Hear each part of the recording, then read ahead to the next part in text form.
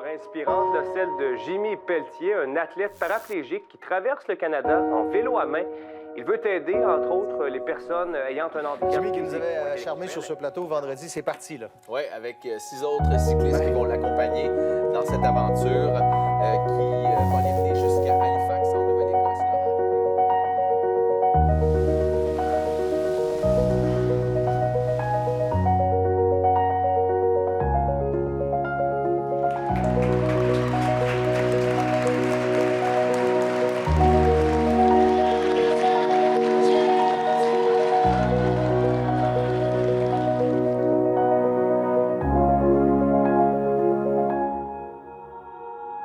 J'étais un petit gars de la Côte-Nord, je viens de Bécomo.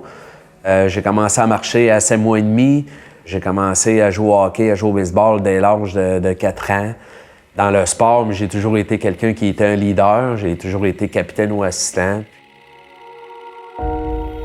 En 1996, le 29 août, je suis sorti avec mes amis. On avait bien du fun. Puis quand je retournais à la maison, je me suis endormi au volant. Puis c'est là que ma vie a complètement changé. Ils m'ont annoncé que j'en marcherais plus, que c'était un gros choc pour moi. Mais quelques jours après, j'ai décidé de tout de suite de foncer puis de m'adapter à ma nouvelle vie. C'est sûr que les rêves que j'avais quand j'étais debout, il fallait que je les mette de côté, puis je m'en crée des nouveaux. Puis c'est ça que j'ai fait. Quand j'étais dans la chambre j'étais avec mon frère Stéphane. Puis j'ai dit à Stéphane, j'ai dit, tu pourrais-tu juste allumer la TV, on va regarder les nouvelles. Quand on a ouvert ça, c'est les nouvelles du sport, puis c'était c'était un gars qui était en fauteuil roulant. Ça arrivait de même, puis ce gars-là, c'était Dean Bergeron, il était aux Jeux paralympiques là, à Atlanta. Puis il y avait une bataille dans le cou. Puis moi, j'ai dit à mon frère, j'ai dit un jour, j'ai dit, c'est moi qui vais y aller aux Jeux paralympiques. Ça a pris environ même pas 3 mois après mon accident. Quand j'ai commencé à faire de l'athlétisme, il y a une personne qui est arrivée pendant un entraînement, puis c'était Dean Bergeron. C'était la personne que j'avais vue à la TV, à l'hôpital. À partir de ce moment-là, Dean, c'est drôle, il m'a pris sous ses ailes. Ça m'a vraiment aidé dans mon cheminement. Puis c'est pour ça que grâce à l'athlétisme, j'ai pu commencer à faire des courses au niveau international, puis à continuer à m'adapter dans mon fauteuil roulant. En 2007, j'ai entamé les démarches pour adopter. En 2008, mes sœurs aînées arrivaient dans notre vie, dans ma vie. Je m'entraînais pareil, je faisais du vélo, je faisais beaucoup d'activités physiques avec ma fille.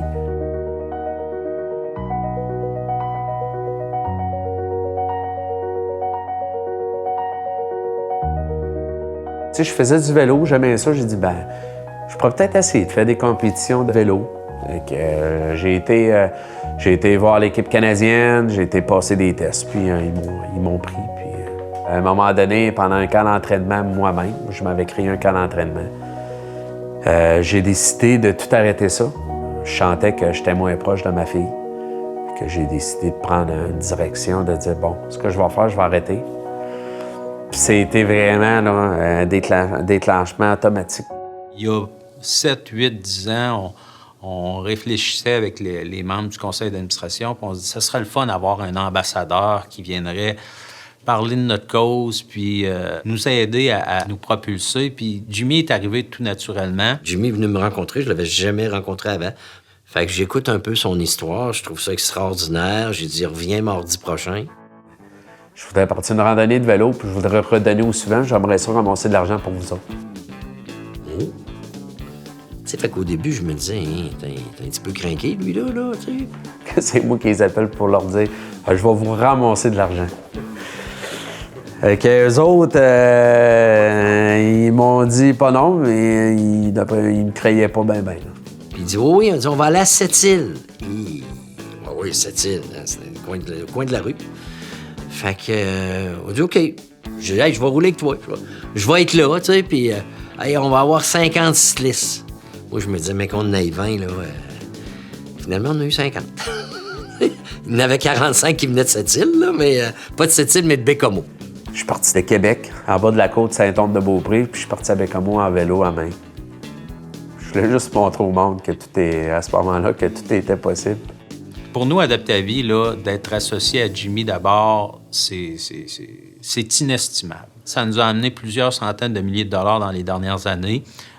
Jimmy, c'est un moteur. C'est un moteur sur son vélo, puis c'est un moteur aussi pour mettre les gens en relation.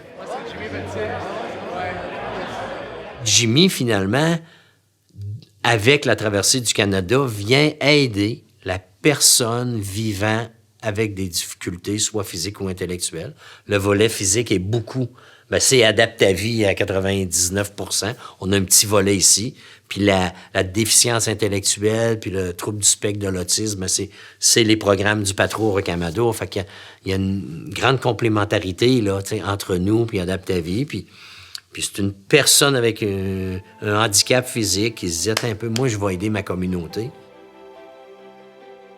D'une première édition où Clément et moi, on croyait que Jimmy, c'est un fou furieux. On a appris à le découvrir, on a appris à le connaître, puis on a appris à connaître aussi le fait que quand on dit que tout est possible, c'est vrai que pour lui, tout est possible. Quand il y a une idée en tête, il n'y a rien pour l'arrêter. Fait qu'on le savait qu'il allait le faire. Puis il y a eu le Kilimanjaro, qui était un projet extraordinaire qu'il a réalisé 1 an plus tôt.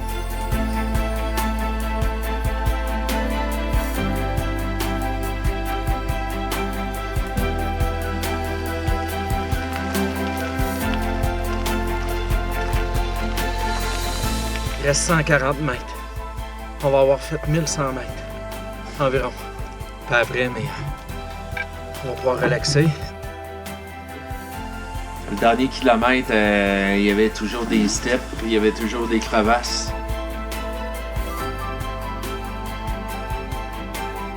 En 2018, là, le 24 mai, j'étais en haut du sommet du Kilimanjaro. Puis même juste avant de partir pour Kilimanjaro, j'avais déjà quelque chose J'avais des choses dans la tête, c'était de traverser le Canada. Quand j'ai rencontré Jimmy, je lui ai fait part de mon rêve, que j'avais l'intention un jour de partir peut-être 2 mois, mais sans lui demander toutefois de le faire avec moi, parce que je trouvais que je lui demandais peut-être beaucoup, parce que je savais que lui allait le faire à bras si j'osais lui demander. Mais c'est 2 semaines après qu'il m'a annoncé, tu sais, ton projet... la traversée du Canada, j'embarque. Il y a tout un build-up derrière la traversée du Canada. C'est sûr qu'on n'aurait pas pu commencer par la traversée du Canada. T'sais, de réaliser les 4 premières éditions de la randonnée de Jimmy Pelletier, ça nous a donné... On a fait école avec ça. On a appris à se connaître, on a appris à travailler ensemble. Tu sais, parce que tout l'automne, là, je veux dire, les 6 premiers mois, là, c'était Mario, Jimmy puis moi, là, qui 95 % c'était nous 3.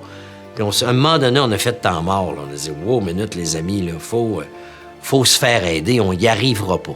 On a eu de très, très bons partenaires, plus d'une 40aine au total, qui nous ont fourni soit des sous, soit des services. Fait que ça c'est venu faire en sorte de baisser beaucoup les factures qu'on avait à payer. Et là, ça a bonifié notre préparation, ça a bonifié, finalement, ça a assuré un succès, puis ça a ramené un équilibre dans notre show, dans toute notre planification. Le rôle et l'impact de Michel Dallaire dans tout ce projet-là est colossal. Le fait que lui le pédale lui-même, les gens n'en revenaient pas.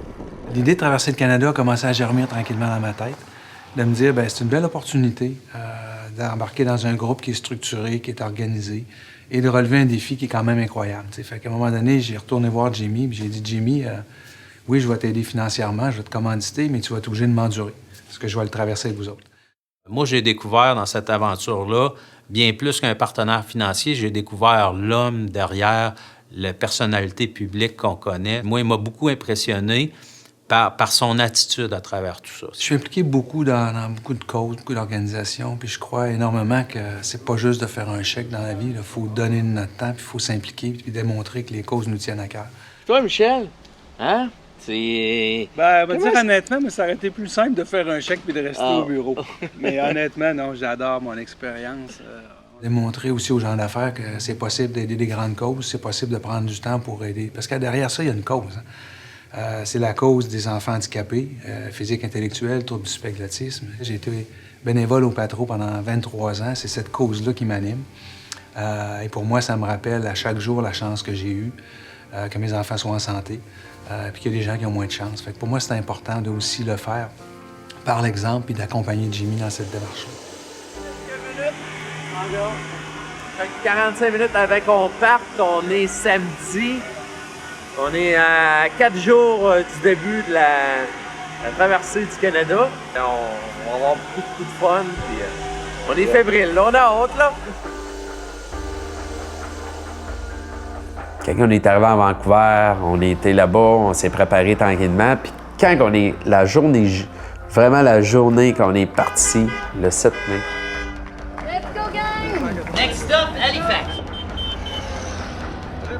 Puis quand j'ai commencé le premier kilomètre à rouler, après le premier, je me disais dans ma tête, Jimmy, il t'en reste 7199 à faire. C'est ça. Faut que tu sois fort entre les deux oreilles. Une fois que la frénésie puis l'excitation du début est arrivée puis que c'est lancé, on se rend rapidement compte que c'est pas une balade dans le parc. Avant juste sortir de Vancouver, c'est un exploit. On a de la mécanique de vélo à faire tous les jours, tous les soirs, mais aussi on a des véhicules moteurs, là, des motorisés qui nous accompagnent. Donc, on a couru les Canadian Towers à travers les provinces, à travers le pays. Je pense que j'en ai fait 20 ou 22 pour des fois une pièce mécanique, des fois un outil, des fois des petites pochettes chauffantes pour mettre dans les gants des cyclistes. Fait que c'est là qu'on s'est rendu compte que ça prend des gens qui entourent une équipe sportive comme ça. La traversée du Canada, c'est aussi des bénévoles extraordinaires.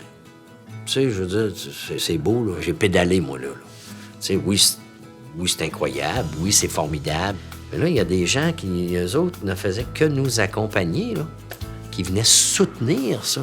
Tu sais, toute la gang, tu sais, finalement, qui se sont mobilisés pour permettre à un exploit sportif invraisemblable de se réaliser. Ça aussi, c'est unique. Quand on a commencé à rentrer dans les Rocheuses, il faisait beau, il faisait chaud. Puis moi, j'appréhendais beaucoup les Rocheuses parce que ça monte beaucoup. Ce qu'on a fait, c'est ce que j'ai fait. Ce que j'ai pris côte par côte. Puis je les ai montés tranquillement, tu sais. Deuxième étape, 6 jours de vélo, 6811 mètres de dénivelé, 634 km au total. Ça va en être une solide. Des journées où on pouvait être 18-20 km de montée, des journées de 2800, 2900 mètres d'ascension. C'est des choses que j'avais jamais fait. Faire de l'ascension, j'en avais fait, mais autant dans une journée, puis jour après jour, là, c'est le défi. Mais le corps s'adapte bien. Pour Jimmy, c'est un exploit exceptionnel, mais pour les autres cyclistes aussi, c'est majeur. C'était pas une équipe cycliste du Tour de France qu'on avait engagée pour accompagner Jimmy. C'était des hommes et des femmes qui aiment le vélo, qui sont passionnés du vélo, mais c'était pas des compétiteurs de vélo. Très naïvement, là, je veux dire, on s'est dit, on va rouler à 27-28 de moyenne, une journée de 125 km, 5 heures, à 6 heures, part à 8 heures, 2 heures, c'est fini, c'est pas arrivé une fois. Oublions ça, là, la planification, tout de suite, a pris le bord. Après 5 jours, on s'est dit, ben voyons, c'est impossible, on sera jamais capable, tu sais, fait que, oublie ça. Quand ça montait, je disais, prenez de l'avance un peu, montez, relaxez, parce que, tu sais, moi, je montais moins vite. Mais là, je montais vraiment pas vite. Jusqu'à temps qu'on arrive au ravito. Là, ma blonde a dit, Jimmy, elle dit, c'est parce que tu étais sur le break. J'ai roulé pendant 40 km là-dessus. Sur le break. Quand j'étais reparti, je suis parti comme une petite gazelle, moi, j'ai continué à monter, mais je roulais. Wouhou! J'avais du plaisir à la tabarouette. On a eu du vent. On a eu entre Banff puis Calgary, mais il faisait 0, il mouillait. J'étais sur le bord de l'autoroute. Il y a eu une journée où je me suis vraiment demandé qu'est-ce que je fais là.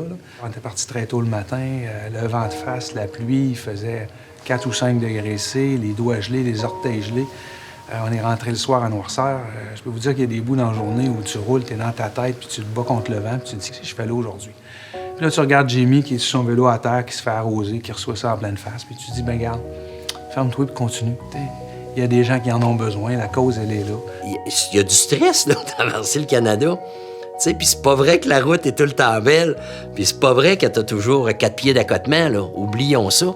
Des fois, tu te retrouves, t'as la ligne blanche, t'as 6 pouces à côté, puis Jimmy, c'est 30 pouces de large. Fait que, veut pas, il est dans la rue. Puis nous autres, notre mandat, on se disait, bon, on protège la roue intérieure. Fait que nous autres, on roulait dans la rue aussi, là. Mais il n'y a pas une journée, je me dis, ah non, faut que je m'en vais rouler. Ça n'a pas arrivé, ça. Parce que je l'avais, mon objectif. Je le savais que quand je partais d'un point A, je m'en allais à un point B. Moi, je savais que je m'en rentrais. Je ne savais pas de quelle manière, mais je savais que je... C'est sûr que dans ma tête, je le savais. C'est pour ça que je m'ai lancé là-dedans. Les rencontres avec les gens, là, c'était ça le vrai gaz, finalement.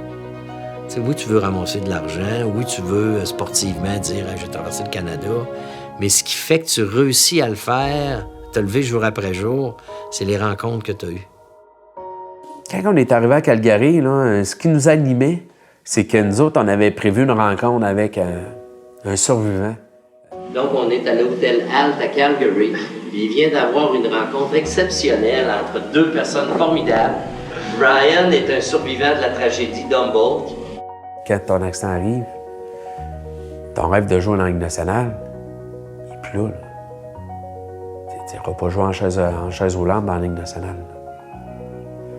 Par contre, ce que tu peux faire, c'est te créer des nouveaux rêves dans ta nouvelle condition, puis les bâtir. Là, j'ai rentré dans une autre phase qui est les plaines. Puis là, je me disais, ça va être facile, on va avancer. C'était une route sans fin. Puis ça, c'était pendant où tu te proches de 900 km. La journée d'un prairie de 191 km, le vent d'en face, là, que tu arrives à 10h30 le soir, là. Moi, j'y repense, puis je me demande encore comment j'ai fait. Ça n'a pas de bon sens, cette espèce de patente-là, mais tu peux pas abandonner. Tu y vas parce que là, tu le regardes, lui, aller, fait que tes petits bobos. C'était vraiment une grosse journée. Il y avait beaucoup de vent aujourd'hui, puis c'est ça, on a travaillé en équipe, puis gars, on vient juste d'arriver. Avec 190 km.